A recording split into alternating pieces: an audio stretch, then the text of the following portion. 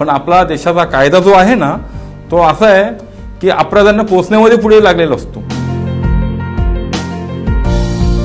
तर याच्यासाठी कोणाच्या सपोर्टची महिलांना गरज नाहीये, पण महिलांनी स्वतः खंबीर व्हायला पाहिजे आणि या संस्थेच्या अंतर्गत निगडीत झालं पाहिजे। समाजसेवक ईश्वर ताठवडे माणसाचा प्राण विकत घेऊ शकतात?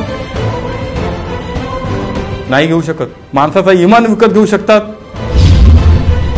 नाही घेऊ शकत। का माणसाची माणुसकी तुम्ही विकत घेऊ शकता? हा गैरसमज होतो। हे कुठेतरी टाळलं पाहिजे। हा भ्रष्टाचार कुठेतरी थांबला पाहिजे। प्रत्येक ठिकाणी भ्रष्टाचार हो, नगरपालिकेत जा तिथे भ्रष्टाचार, मंत्रालयात जा तिथे भ्रष्टाचार। तुमच्या फाईली पुढे सरकणारच नाही जोपर्यंत खालून काही जाणार नाही। काय यांच्याशी मनमोकळ्या गप्पा पहा आपल्या महाराष्ट्र टीव्हीवर रात्री 7 आणि 10 वाजता।